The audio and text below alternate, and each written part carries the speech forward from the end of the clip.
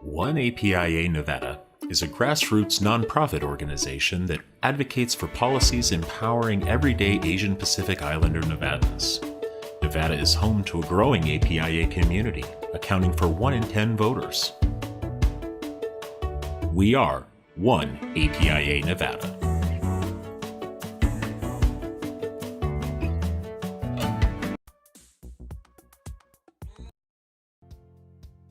Conceali Incorporated is Nevada's premier Democratic campaign firm.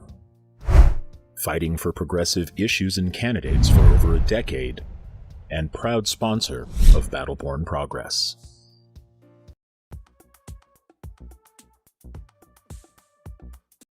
Here in Nevada, when the heat breaks, ever so slightly, and fall finally starts to roll in, our hero emerges once more to celebrate the rugged beauty and natural splendor of Nevada's public lands, with a day she likes to call Nevada Public Lands Day.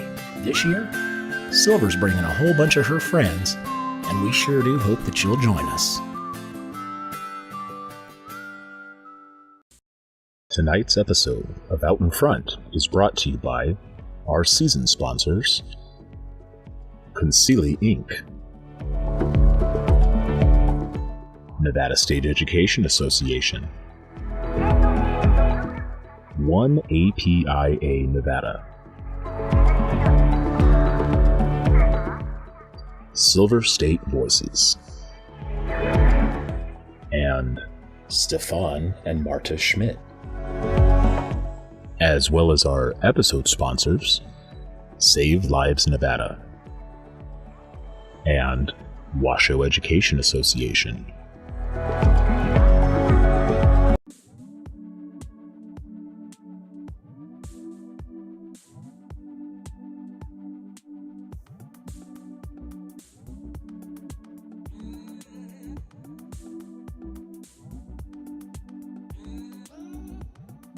Out in Front with Annette. My name is Annette Magnus, and I'm the Executive Director of Battle-Born Progress. Thanks so much for joining us this evening, and happy Public Lands Week, everyone.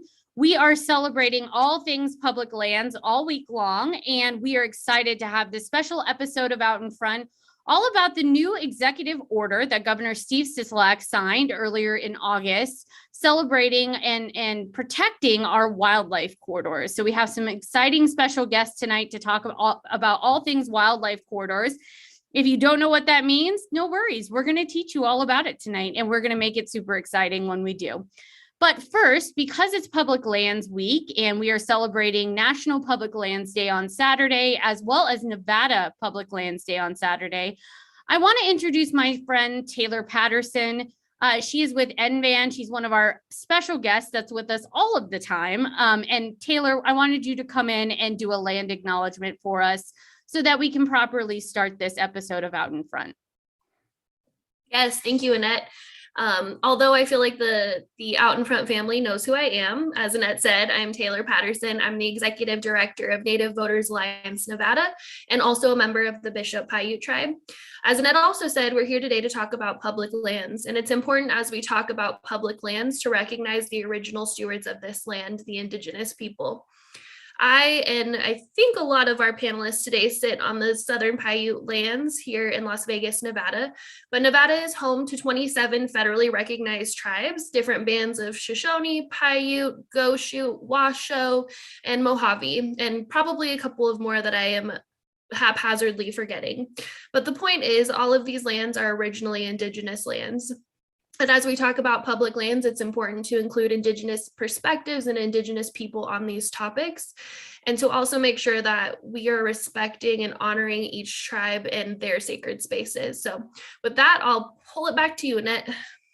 Thank you, Taylor. And we're going to have you come in and out all evening and add to this conversation about public lands. So thank you for that.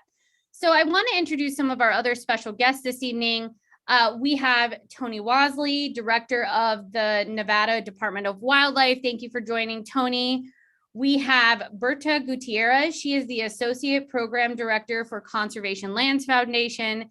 And we have Russell Coleman, the Executive Director of the Nevada Wildlife Federation. So Director Wasley, I want to bring you in. I know you were appointed to a new position today. I want you to talk a little bit about that.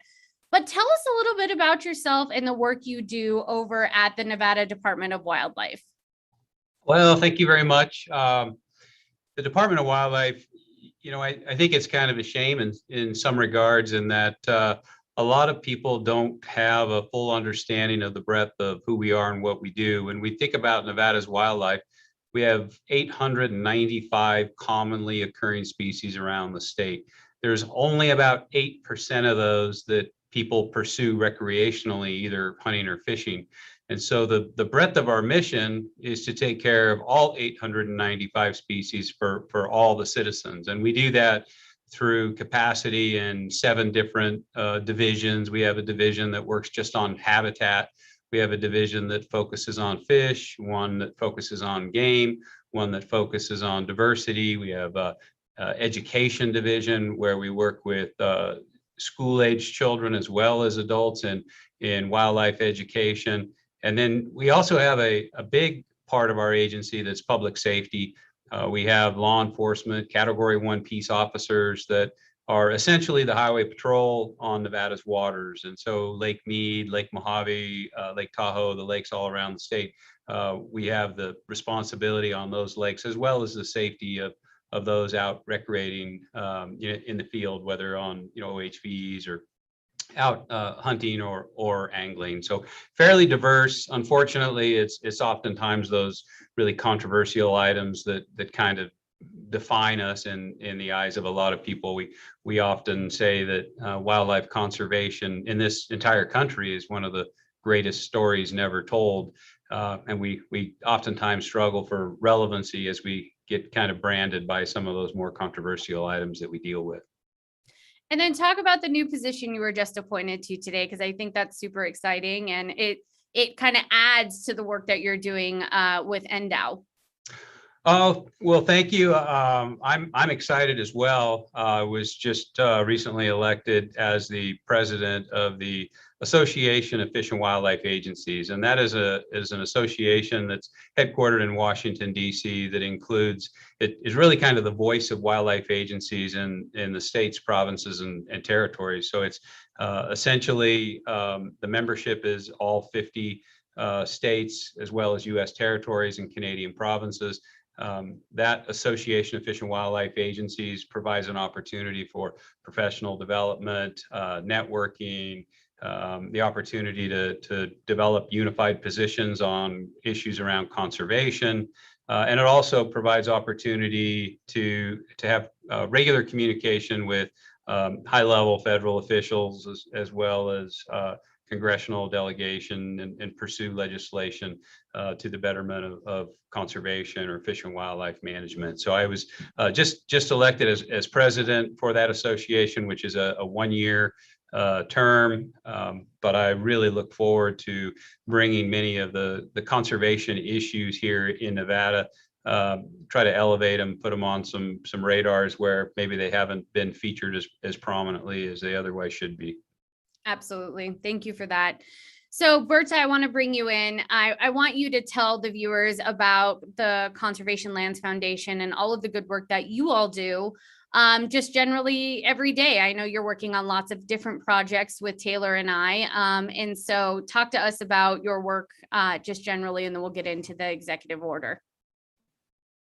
Thank you, Annette. So at Conservation Lands Foundation, we channel local passion to protect the public lands that we all love and need. We really believe in harnessing the power of local advocates. So we have built a network. We call it our Friends Grassroots Network. It's 80 groups strong. Most of them are in the West, where most of the public lands are.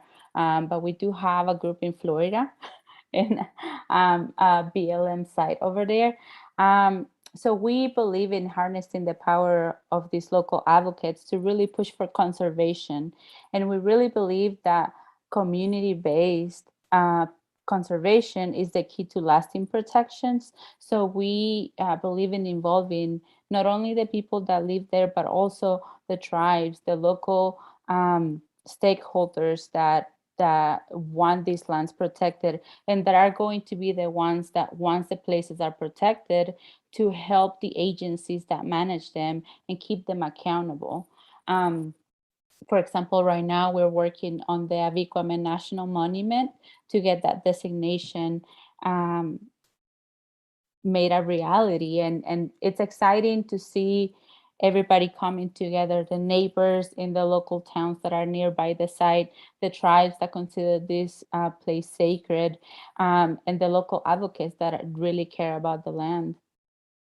Absolutely. And we will get to Avikome in just a little bit, because I want to mention that, because I know that's important work that you and Taylor have been doing for a while, and we're entering that space too. So Russell, I want to bring you in. You do a lot of work with us as well with the Nevada Wildlife Federation. So tell us a little bit about your organization and the good work you do all around the state of Nevada.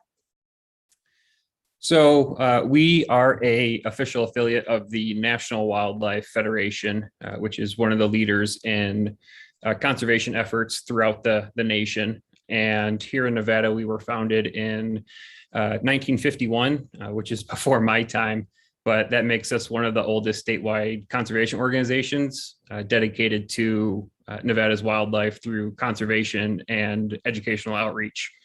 And back in March of 2020, I accepted the role of executive director, which mainly involves, like you said, working with organizations like Battleborn Progress and working with my volunteer board of directors to identify opportunities and issues related to public lands and wildlife conservation here in the state.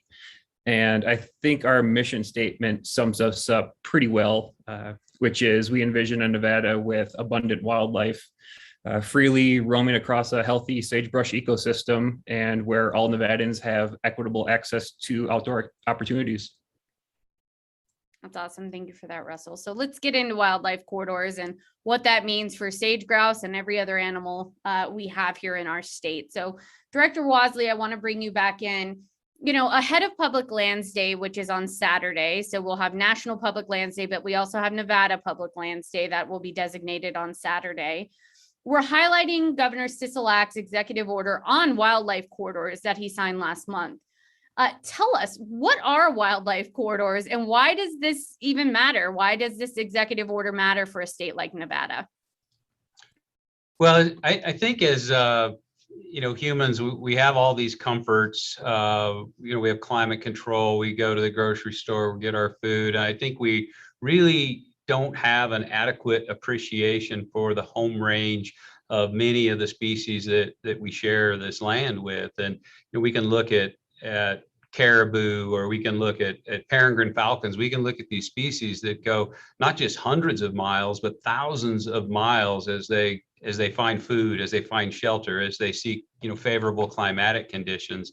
And here in Nevada, we have a number of what we, call charismatic megafauna, those big things that everybody relates to, mule deer and pronghorn antelope and elk, and many of those species, their home range, they can go over 100 miles from their summer range where they have their offspring and they spend most of the summer, to the winter range where they avoid the deep snows.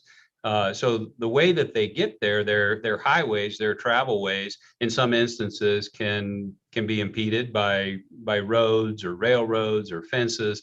And so understanding the importance of that connection is key. It's the first step. And then, being able to delineate those areas affords us the opportunity to interact with all of the stakeholders, and that's the private landowners, that's the tribes, that's the cities, that's the counties, in ways that we can ensure the long-term protection of those corridors, which essentially keep those animals alive. Thank you for that. And then Russell, I wanted to ask you, this is something that you and I worked together on for a long time to try and make sure that Governor Sisolak signed the executive order. I know we did a lot of work to get us there. Why was this executive order on wildlife corridors so important to the work that we do in state as advocates? I think there are a number of reasons why this executive order was important, but I can probably mention what I think the three main reasons are. And first of all, it takes steps at the state level for NDOW to lead the development of a sagebrush habitat plan. And what's great about a plan like that is it will use a collaborative approach that engages essentially everyone, private landowners, NGOs, and local, state, tribal, federal agencies. Really, everyone that has a share within Nevada's lands will hopefully be able to have a say in how this habitat plan is created. And hopefully that will reverse the trend of our sagebrush being lost at record speeds, especially here in Nevada. And this is important because across the West, sagebrush habitat is one of the most imperiled within our nation, with greater than 50% of sagebrush habitat being lost or degraded from threats ranging from wildfire, invasive species like cheatgrass here in the state, climate change, and also human development. And the reason that that statistic is important because Nevada is covered by over 50% of sagebrush here, and it can support up to 360 species of conservation concern. And one of the, as Tony said, one of the charismatic species I think we have in the state is, of course, our sage grouse. And throughout the West, those populations are just completely plummeting. The statistics I've been seeing are since 1965, the sage grouse population has declined about 80%, and 40% decline since 2002. So obviously something is wrong out there. And with Nevada's drought and increased wildfires, that trend is unlikely to change if plans like this one outlined in the EO are not created and utilized. So that's pretty exciting that we are taking the right steps to try to figure out kind of what's going on in our sagebrush ecosystem and habitats, and seeing how we can hopefully improve or conserve them. And I'd say it's important to note that the sage grouse is what's known as an indicator species. So if the bird's in peril, chances are, again, that the habitat's not too far behind. And then, I would say the second reason this is exciting is because conserving our wildlife habitat directly benefits our state's economy. Outdoor recreation like hunting, camping, hiking, and wildlife viewing fuels roughly 60,000 jobs here in the state and contributes to a little over 3% of Nevada's gross domestic product, which is a pretty big percentage when you're just talking about outdoor recreation and what that provides for Nevadans in terms of salary and wages and enjoyment. And I think this EO will further enhance our state's ability to conserve our incredible lands and wildlife while supporting recreation activities like hunting, camping, and fishing that potentially will lead to jobs and income for rural and urban communities alike. So anytime we're able to bring more money in the state from tourism and outdoor rec, I think that's always a positive thing. And, interesting study done in, I think, 2016 by the U.S. Geological Survey mentioned that ecosystem restoration projects, like the ones potentially being created by this EO, provide meaningful economic impacts to local communities. I think in that report somewhere they mentioned that when you restore habitat, on average, it brings in about $350 to the local economic value for every acre of habitat restored. And with Nevada's high percentage of public lands and open spaces, that potentially could mean millions for the state, and especially in those rural communities like Ely and others. And I would say last but not least, this EO creates the Nevada Wildlife Connectivity Plan that will build on other policy actions that have already taken place, both at the federal and state level. At the federal level, we have the Department of Interior's Secretarial Order 3362, which calls for improving habitat quality for all Western big game. And then at the more of the state regional level, the Western Governors Association passed the Wildlife Migration Corridors and Habitat resolution. And both of those are very similar to the EO that we had Governor Sisolak sign, and by developing those plans to conserve migration corridors. And, real quick, I think one example that will definitely benefit from this EO, hopefully, is the Ruby Mountains and the mule deer herd that relies on the sagebrush ecosystem surrounding that mountain range for their 100-mile migration every year between their summer and winter grounds, where they rely on that sagebrush at the lower elevation for food and shelter during those harsh winter months when it would be impossible to survive at the top of the Ruby Mountains. And so I'm sure I'm forgetting one or two things, but those are the top three things I see as vital for this EO, and hopefully will benefit Nevada.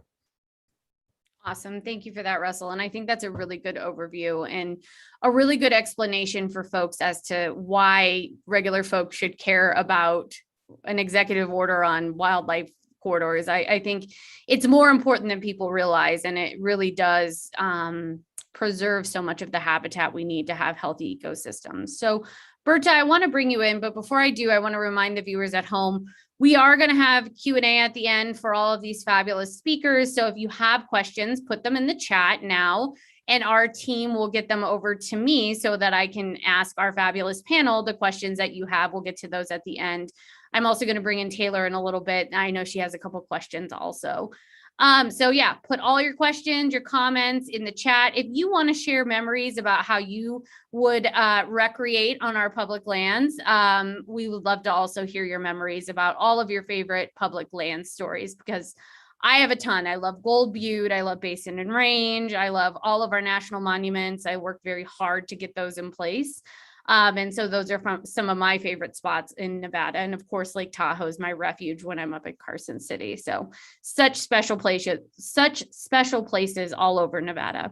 So Berta, speaking of those special places, for those who don't know why we need to protect certain lands in our state, tell us, why do certain places need special protections, and how does that happen, and what do those things look like? Yes, thanks. So while all lands are valuable and they're all important, we don't have all of them left. And so we have to look at the value that lands bring. And there could be a variety of reasons why places need to be protected, from historical importance to cultural values, to the richness that they have in biodiversity, and even looking at the future and how species are going to adapt. So like, if there's a corridor already protected, like, is that going to be enough for when climate change changes things and these species have to move around. So it's really for the preservation of all of that. And it takes the community, and that's why we support so many groups on the ground, because it takes the people that are around these lands to recognize these values. So it takes a lot of listening to the communities, to the tribes that have protected and cared for these lands forever, since they've been here. It takes elevating voices. So bringing those community voices and connecting them to elected officials and letting them know we care about these places and we want to see them protected, so that there's no large scale development, so that there's no habitat fragmentation on these areas. It took action from the community, from the people that care for Red Rock, 40, 50 years ago, so that place was protected and so that it is what it is today, so that we can enjoy it. Same thing with Sloan Canyon, same thing with Black Rock, High Desert, north in Nevada. It takes the same thing for Gold Butte and for Basin and Range. It takes the community to really mobilize and contact their elected officials and make them work for us and protect the areas that we want. And it can be done through legislation, or it could be done through the Antiquities Act, like so many of our monuments, especially the last two, Basin and Range and Gold Butte, were done through the Antiquities Act. Yeah, I think of all the things that I've worked on in my career, and I've worked on a lot of different issues. I think Basin and Range and Gold Butte are two of the things I'm most proud of, being able to be involved with those campaigns and making sure that they were protected for future generations, because they're such special places. And if you haven't gone to them, go. They're beautiful, they are free, and they are some of the most amazing and spectacular places.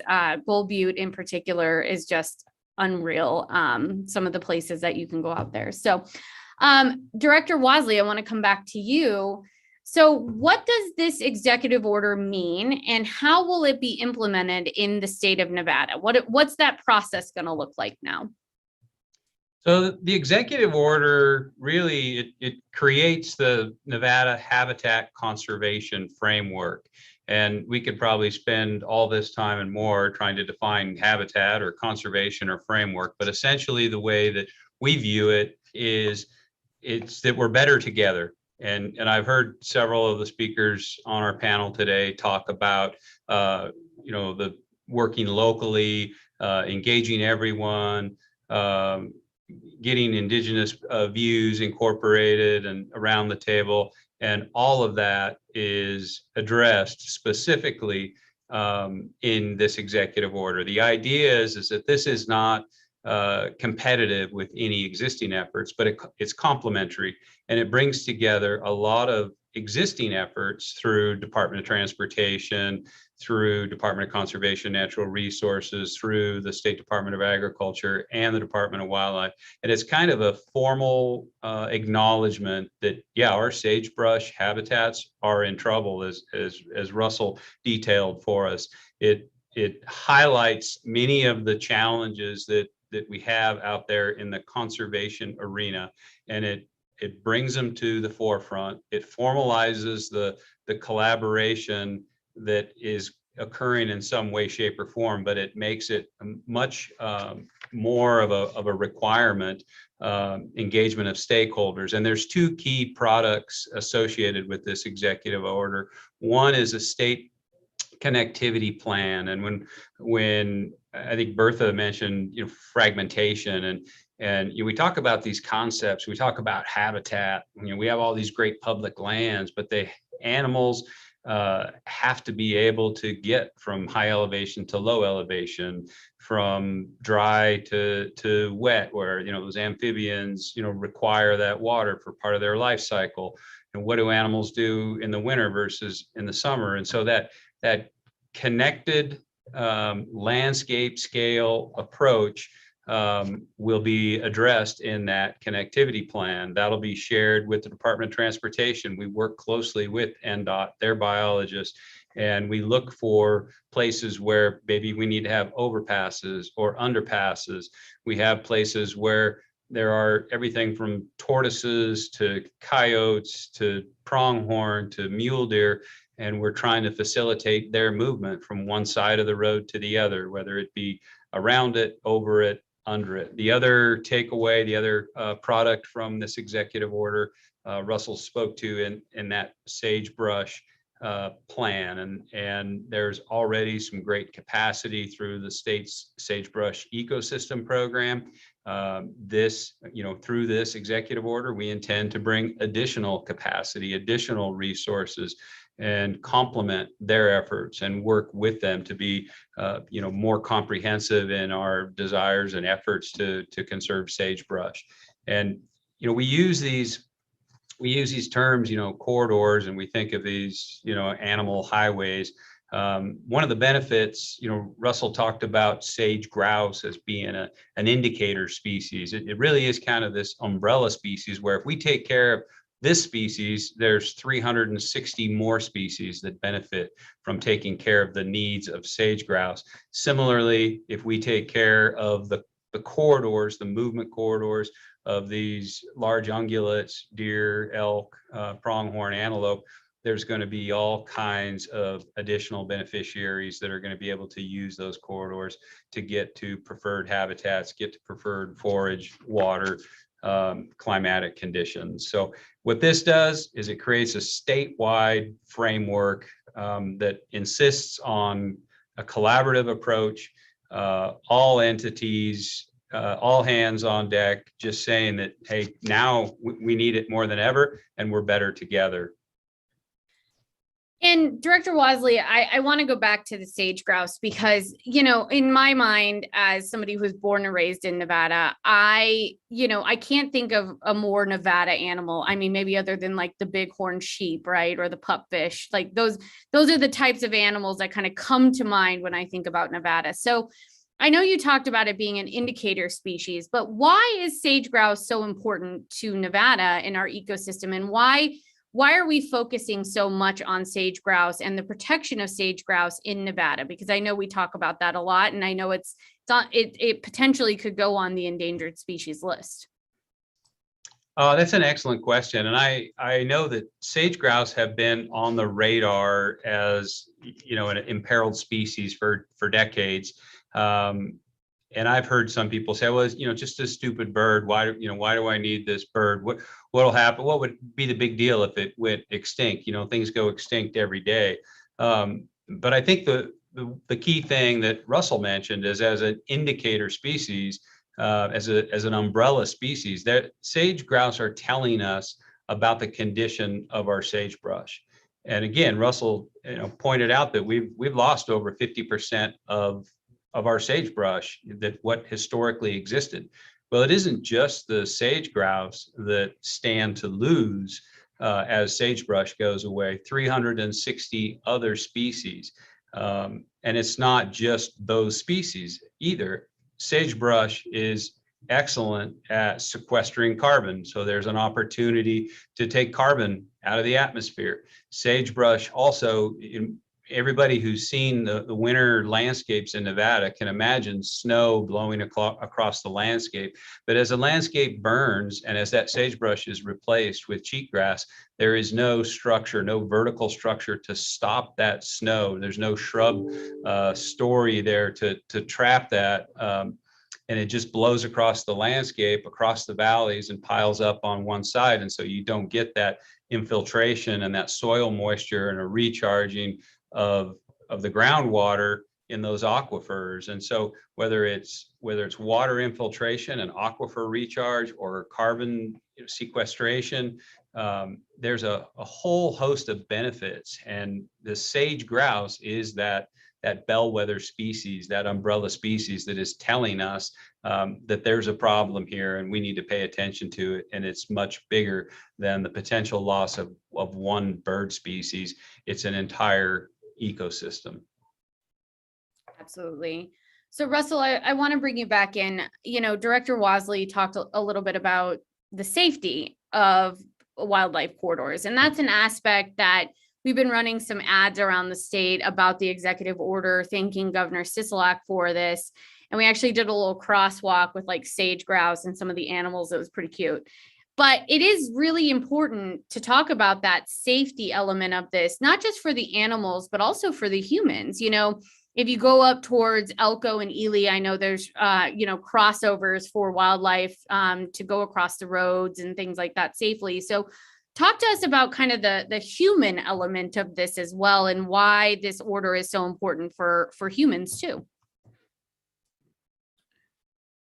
Yeah, well, I'll kind of come at it in two different ways. One is just kind of the physical human safety, just driving along the road. And I think something that people would be interested in, and I'm by no means speaking for the various departments in Nevada, but the Department of Wildlife that Tony oversees has a great track record working with various other state agencies like the Department of Transportation. And they had a wildly successful overpass on 80 just outside of Elko that I think everyone who is involved in wildlife overpasses or corridors knows Nevada as that's kind of the golden example.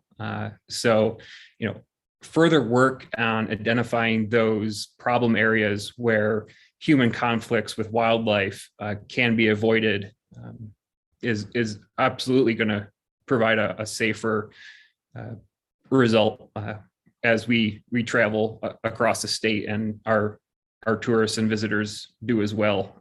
But something that kind of occurred to me with this EO as well is, and I think a lot of Nevadans can agree that getting outdoors helps us unplug and get away from our daily routine. And for me, and again, I assume others as well, getting outside and exploring our public lands and walking around our sagebrush habitat kind of allows your body to reset both physically and mentally. And given what we've all experienced over the past year and a half or 2 years, it's pretty obvious to me that I rely very heavily on outdoor spaces here in the state for my own mental sanity and getting out in a way. And I can't recall too many occasions where I came back from a camping trip or a hunting trip in the state or in just sagebrush or out there on public lands where I came back more stressed or more overwhelmed. I always came back feeling that I am at zero and I can kind of sit back behind my computer and spend a couple more weeks going through my emails without going insane, knowing that I was able to experience our public lands. And, I think this executive order takes steps to ensure that Nevada's outdoor landscapes don't become degraded or completely lost, so we lose that benefit. And, it's my dream that this EO takes steps, and hopefully we can create these frameworks and plans that safeguard Nevada's landscapes and ensure current and future generations are able to reap the benefits of public lands that I've come to appreciate and rely on. Yeah, absolutely. And, it's so funny, Russell, that you bring up that you go to public lands to get away, especially during the pandemic. My husband and I just had the pleasure of going to all 9 national parks in California in July. And unfortunately, many of those national parks are now on fire due to exactly what you're talking about, climate change and all of the different things that we're talking about tonight. And so those public lands and those spaces are so sacred and important for so many reasons, but so many people have used those lands during this pandemic to get out of their house safely and go do things. So we have to protect them for future generations. So Berta, I want to bring you back in and talk about, we just talked about some of the special places that Nevada has, but there's so many open spaces that Nevada has to explore. It's one of the many reasons people like me stay here in Nevada and live here our entire lives. How do people find out what's out there and what they can go visit and what they can explore all around Nevada and the public lands that are all of ours? The short answer to that is Google, right? But no, there are so many different agencies that manage public lands. And I think the best way to find where to go is to visit the different the different websites. You have the Bureau of Land Management, which is blm.gov. They have a whole section where it's just you can see where to visit. You can choose like your activity. Do you want to hunt? You want to camp? You want to hike? You want to go for a joyride? There's like different activities that you can go do.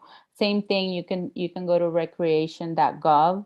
You can go to nps.gov, that's the National Park Service. And you can go to state resources. You can go to travelnevada.com. You can use apps like All Trails. There's some apps that also will give you the quickest way to get to a park. Sometimes it's not in our experience, or it's not available to us to get away and go out to public lands, and we need to get to a park because we need like a daily walk. You can find it through an app, or even Google Maps. So that's the short answer on that. Thank you for that, Berta. So, Director Wasley, before I turn it over to Taylor, this doesn't really have to do with wildlife corridors, a little bit, but I want to talk about the wildfire that just kind of tore through the Tahoe area and what that means going forward in terms of wildfire and fire management in the state of Nevada. And I mean, I really think we dodged a bullet. I mean, it did devastate certain areas, but it didn't get down fully into the basin. What does that mean for the future in Nevada? And what do we need to do to protect from those future fires? Great and relevant question. And it's, we're getting better at some things and maybe worse at others. One of the things we're getting better and better at is our predictive modeling. And what the fire experts all told us at the beginning of this fire season is that we wouldn't see those expansive rangeland fires burning out in the valley bottoms in Nevada, but that we would see forest fires.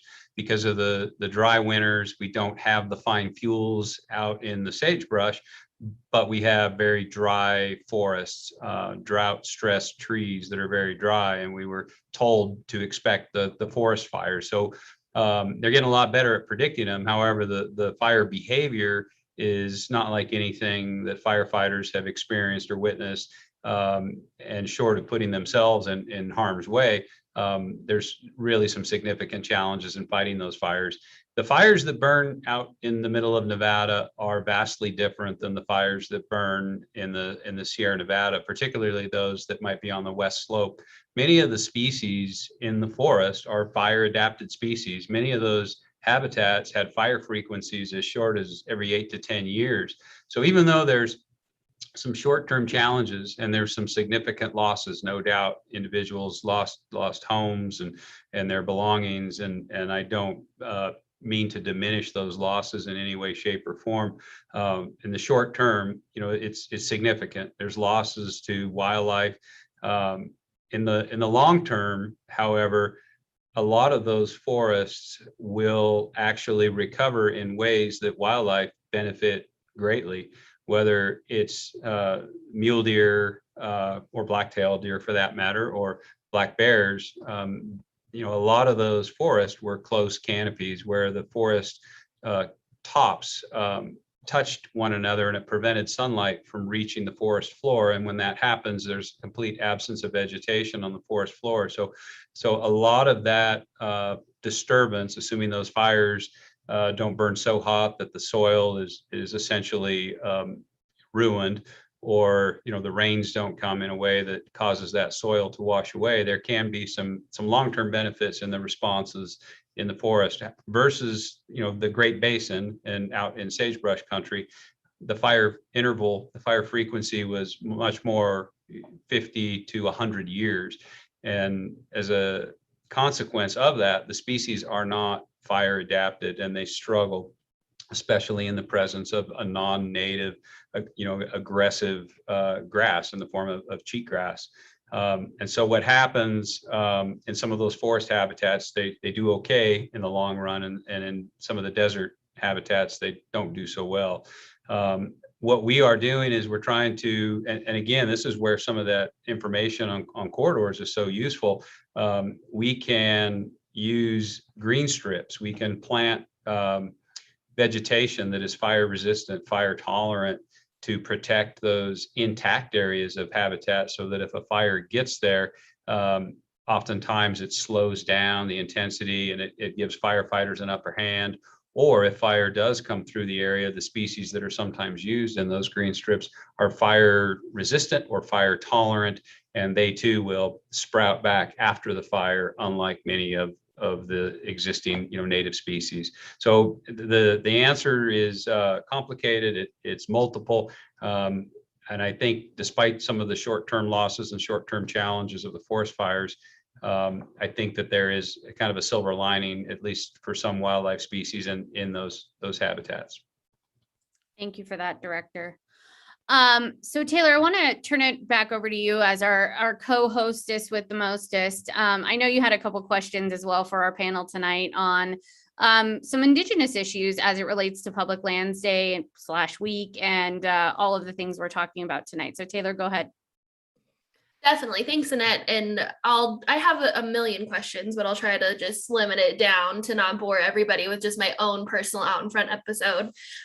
Before I get into some of the Indigenous issues, I actually want to kind of turn it back to Berta, because you made sort of a cutesy comment about like, oh, just to Google some information. And I love that we have the accessibility of all of this information about public lands. But on the same token, like, my husband grew up in Las Vegas. His parents didn't even take him out to the Red Rock Loop to, do just the little drive around. And so I think we have a broader conversation about like the intimidation factor. People haven't gone fishing. People haven't gone for a hike. And I do know my mom grew up outside of Death Valley, California, and some of that inexperience and lack of accessibility and knowledge can really lend itself to some dangerous situations. People going out hiking without enough water, people going out hiking in the middle of July, things that are just, silly and absurd to us folks that are in these spaces. But to them, they just don't know any better. So how are we kind of bridging that gap for people that might be a little bit intimidated by going into these spaces? There's a lot of resources online, right? But we also have a lot of organizations that are doing the work to educate the youth.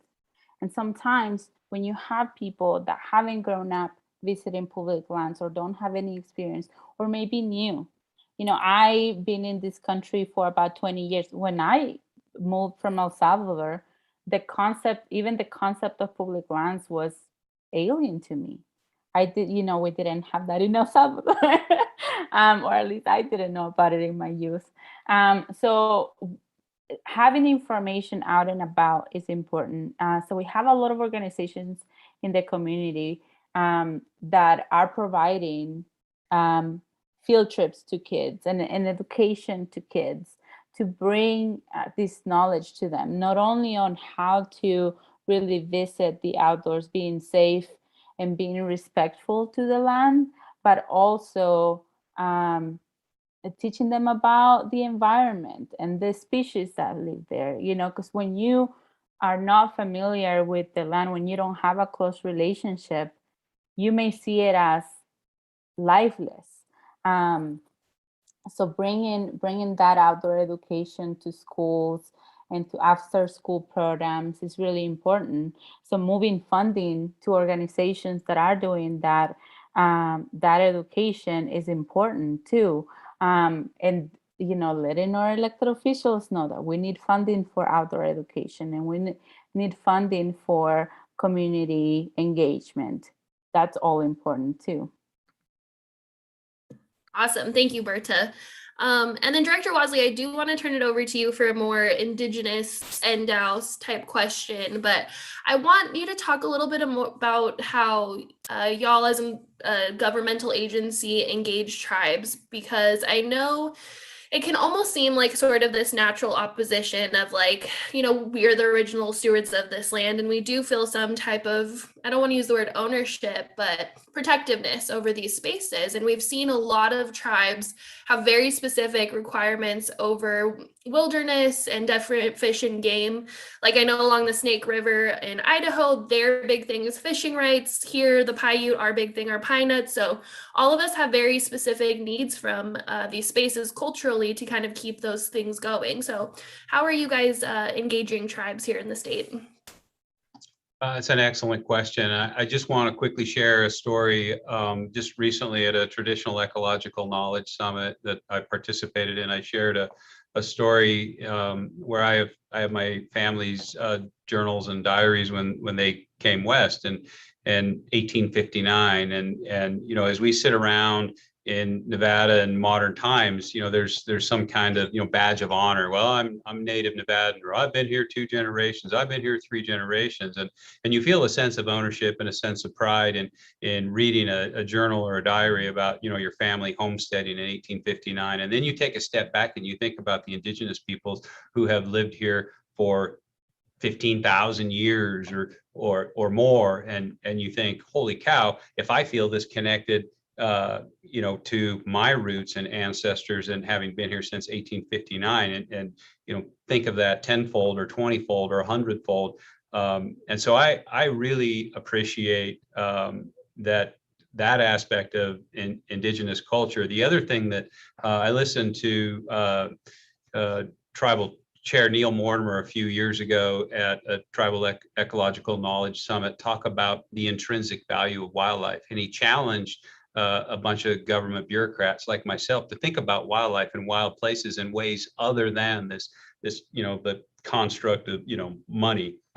Don't think about it in ways other than how much is it going to cost me if it gets listed, or how much can I make if I sell more of this or that. But think about them as companions on this planet that we share it with, and really challenged that modern white man construct of the value of wildlife, and think about the intrinsic value and the cultural importance and significance. And I sought him out afterwards and just really thanked him, and I really appreciate that aspect. I'll share that we had a huge success working with the Pyramid Lake Paiute tribe and restoring Bighorn Sheep here just a couple of years ago. We worked with the tribe who approached us and desired to restore Bighorn Sheep onto their ancestral lands where they had been extirpated, and we have a very strong relationship with the tribe, and we were successful in trapping and releasing bighorn back onto those ancestral lands, and it was a very prideful moment for us, and we were very appreciative of that opportunity. There are legislative requirements now that have resulted in required consultation. It shouldn't have to be required in that way. It shouldn't require legislative action to force that consultative type relationship. It's good that it is there because it makes sure that it happens. But I'm very sensitive to and appreciative of those indigenous views on the importance of wildlife and wild places.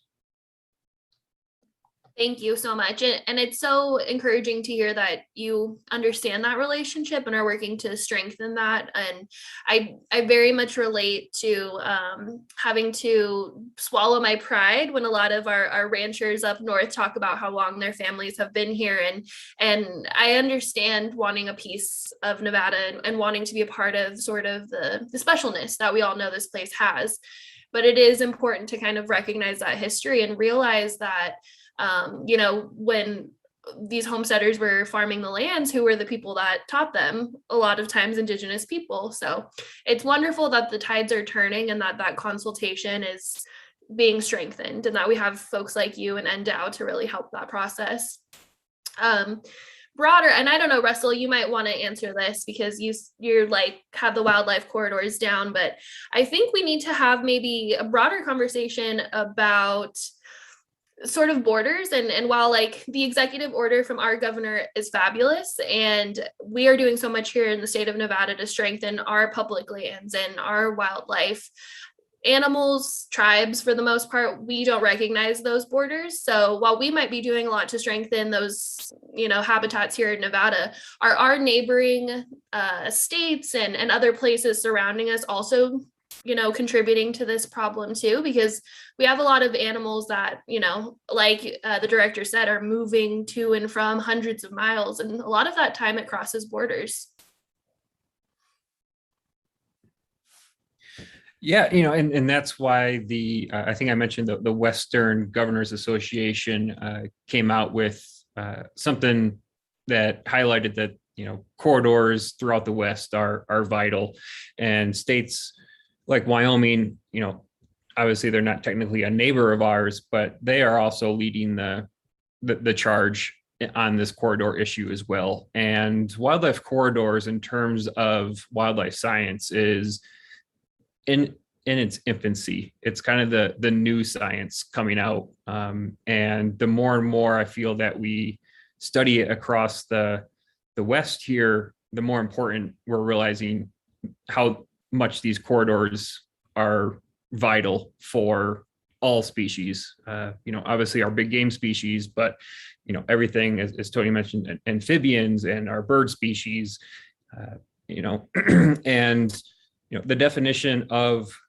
corridor is, it can be as broad or as narrow as you would like.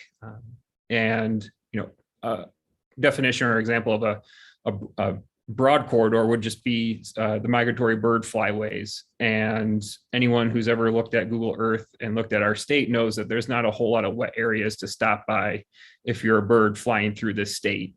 And even in California, those wetlands are disappearing every day. And so if we don't take action, it's going to be hard for, those millions of birds every year to take a break when they fly across the United States. And, obviously that's a broad definition, or you can go as narrow as creating a culvert under a road for a species of frog or salamanders that, only need 10 feet of protection to cross the road, but that 10 feet could be the potential of saving a species or not locally.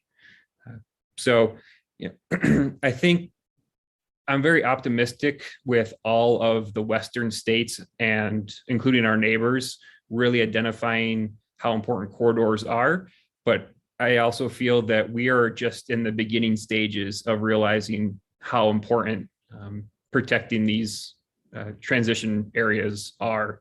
And I think as long as all the states work together and share information that they have been doing a great job at, I think the future looks optimistic. Awesome. Thank you so much, Russell. And I just want to say earlier, I appreciate your explanation about the sage grouse, because while I have one native parent, I also have one parent who's a white guy from Huntington Beach, and I know would be like sitting here yelling at the screen, like, I do not care about a sage grouse whatsoever. So please tell me why and how I should care. So I appreciate all of you guys for all of the work you do. And thank you always. All of your agencies have been really great, and including me. And thank you, Annette, for letting me co-host. I'll turn it back to you. Thank you, Taylor. All right, I want to get to a couple audience questions, if you'll just bear with us a few extra minutes, because I do want to have our audience come in. We've got some really cool comments coming in too about people sharing their favorite public lands on this Public Lands Week. So Jeanette says, is there a list or map of public lands we can look at? Berta, you shared an excellent resource, which we will share in the chat, but do you want to talk about that resource really quickly? There are several. We have several agencies that manage the different public lands. So we have National Park Service, the Bureau of Land Management, U.S. Forest Service, or U.S. Fish and Wildlife, and even the Bureau of Reclamation has some of the sites. So if you go to each of the agencies' websites, you can get that information specifics, right? Like if you're going to Wilderness, and you get the right guidance depending on the type of place that you visit. Going to a national park, it's going to be a very different experience than going to a national monument. At a national park, you may have a visitor center, you may have restrooms, you may have a cafeteria, you may have resources. At a national monument, you may have just one sign. So the experience is going to be different. So in order to really be prepared and know what you need to be prepared, it's good to go to those sites and look at what's available where you want to visit. It also depends on what kind of experience you want to have, and what kind of activity you want to participate in. If you want to fish, you want to make sure that that you're going to have the fishing license, that what times of the year you're allowed to go. So it's good to be prepared before going, so that you don't get mad if something's not available to you. Absolutely. Yes. Do your research before you go out to these places. And don't be like me and my husband and drive through Death Valley on the hottest day ever recorded, which we did. That was fun though. I mean, it was an experience. We just didn't get out of the car because it was really hot. So our next comment I think is great. It's from Maria. She said, my favorite childhood memories are of going with my dad, who is no longer with us, to Red Rock every weekend to check out the different spots. So lots of those types of comments coming in. Another comment, Pauline says, this land belongs to all living beings. Animals and plants were first created to inhabit the land before humans. However, our developments are encroaching into their habitats, thereby leading to their extinctions. Let's conserve, protect, and preserve them. Verna also says, I love exploring Nevada's great outdoors around this time of year. Couldn't agree more. It's finally good weather to go out and explore them. Andrew says, I completely agree. It's more important now more than ever to take action to protect our ecosystems in an effort to save them from drastic impacts of the climate crisis. So lots of good comments coming in like that. Jerry Burton, I grew up in Las Vegas, so my favorite spots are Valley of Fire and Red Rock, but I also love to go to Lake Tahoe when I'm up in Carson City. So John wants to know, where are all the bighorns? And, it's funny, I grew up in Southern Nevada. I was born and raised in Vegas, and I've actually never seen a bighorn sheep in real life. So Tony, or Director Wasley, sorry, where do we go if we want to spot some awesome bighorn sheep? Tony's fine. So, there's a great secret.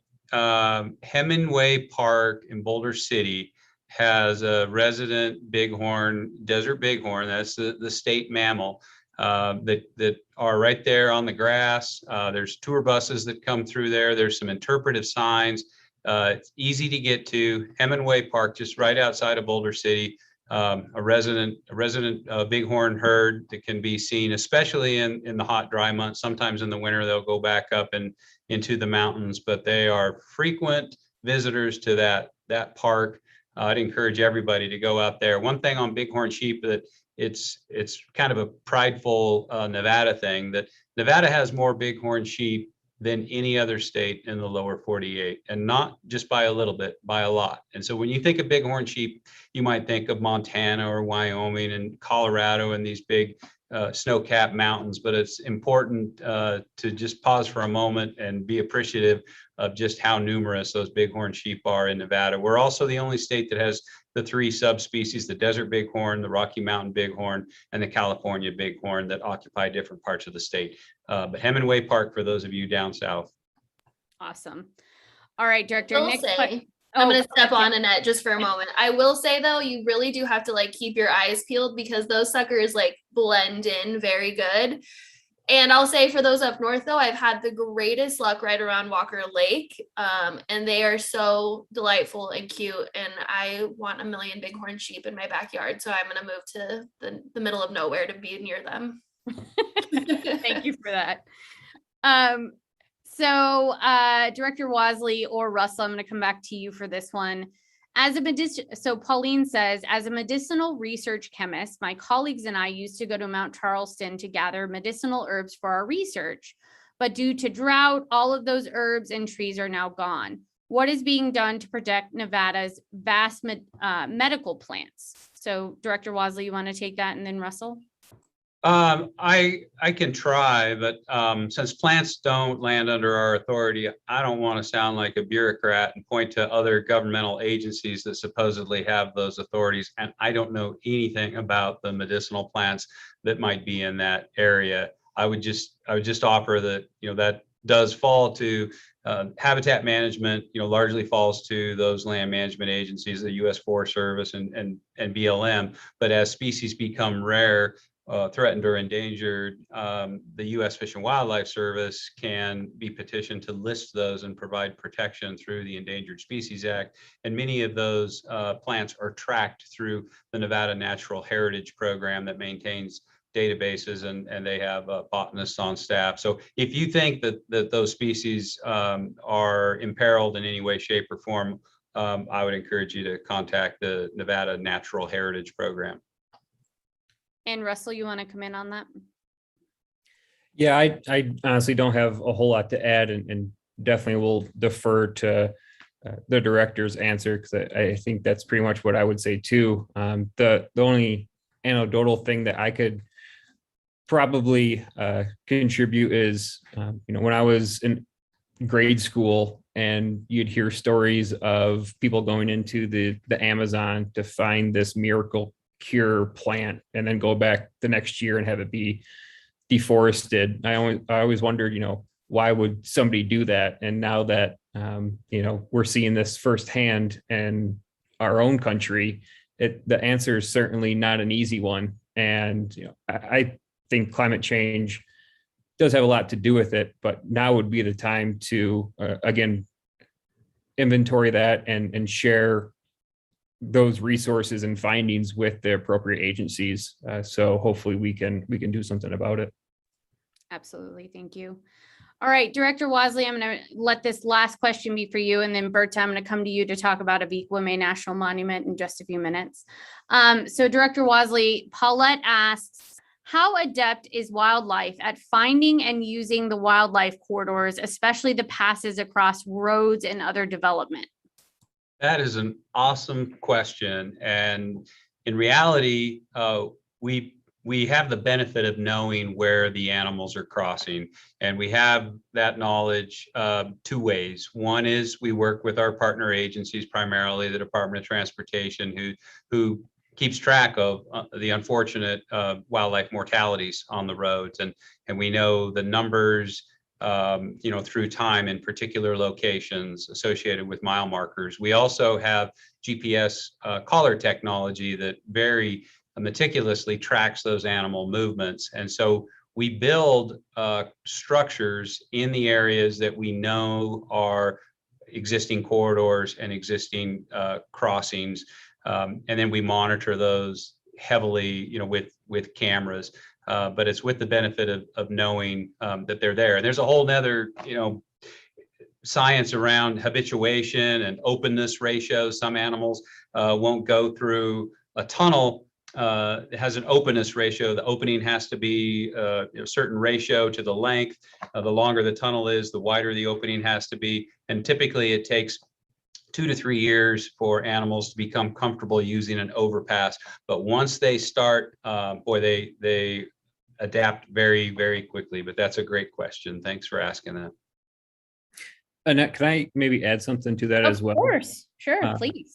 Just to kind of broaden that as well, research is showing that wildlife are able to find these corridors through generational teachings passed down from the parent to offspring. So, if by certain chance that you lose a whole population from a certain mountain range and try to reintroduce new animals, there is that uncertainty that they find those corridors that animals have used in the past because no one showed them, how to connect the winter and summer ranges. So a lot of it is being taught by the older generations within that population.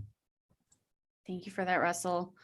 All right. So before we wrap, I want Berta to come in and Taylor and talk to us a little bit about a new national monument campaign that we're all working on.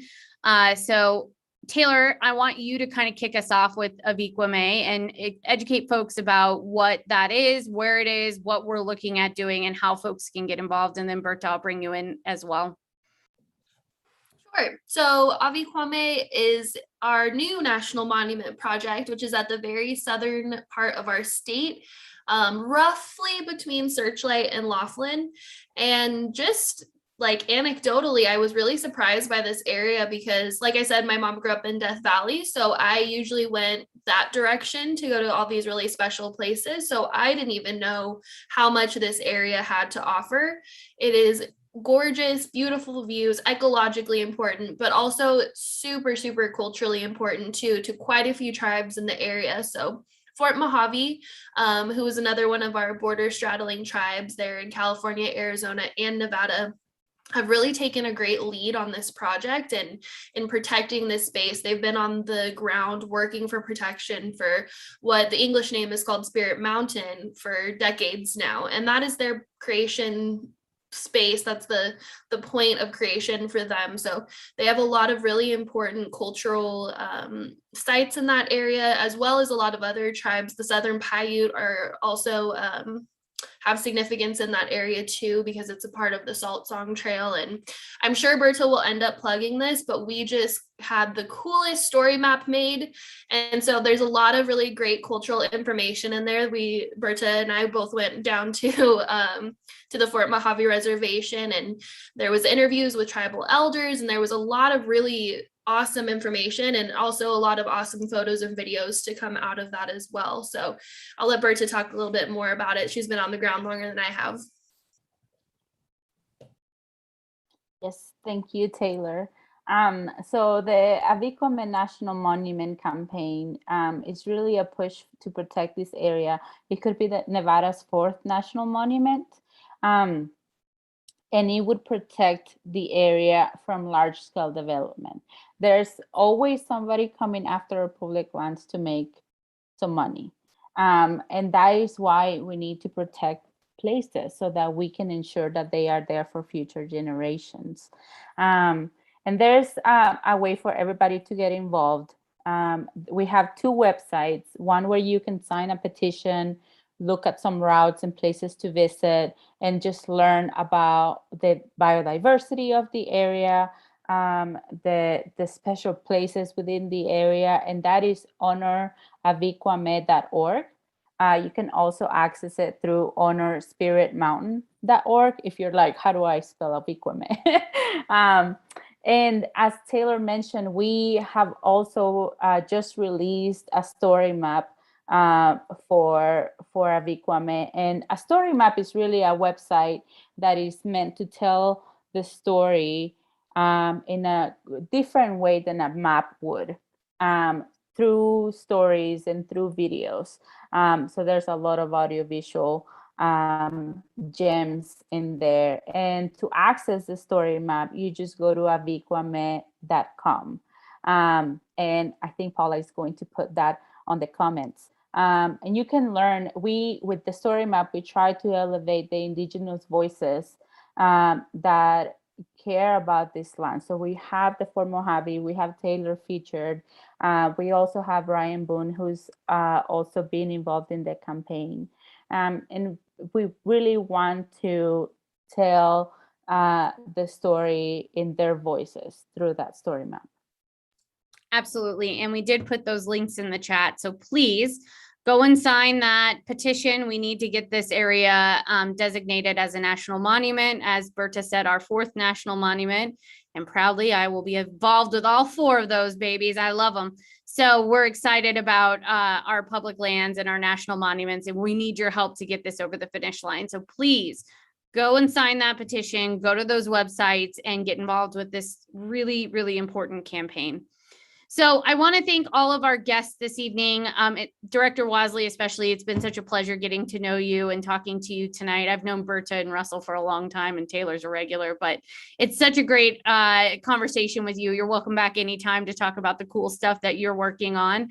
And I want to wish all of our viewers at home a happy Nevada Public Lands Week and remind you that the official National Public Lands Day and the official Nevada Public Lands Day that was established in 2017 is happening on Saturday, September 25th, this coming Saturday. And we have many celebrations all over the state that are taking place.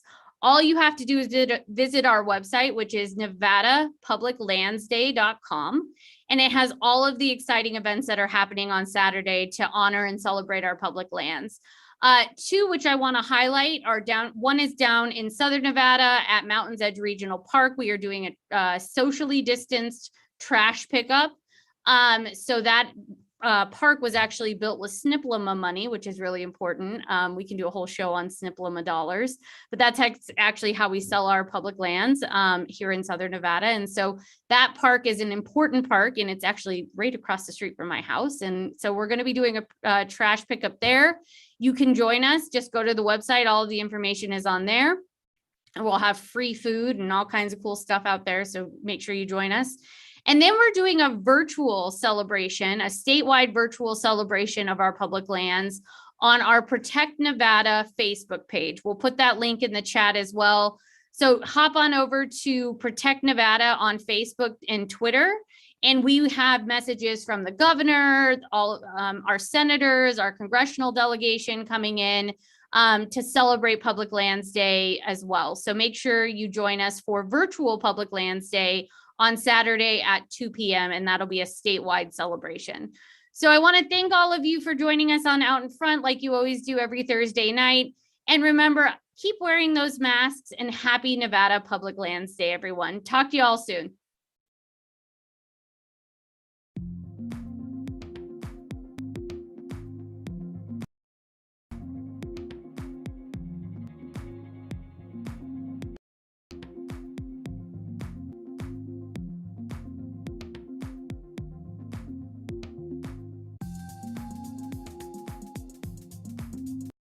Here in Nevada, when the heat breaks, ever so slightly, and fall finally starts to roll in, our hero emerges once more to celebrate the rugged beauty and natural splendor of Nevada's public lands, with a day she likes to call Nevada Public Lands Day. This year, Silver's bringing a whole bunch of her friends, and we sure do hope that you'll join us.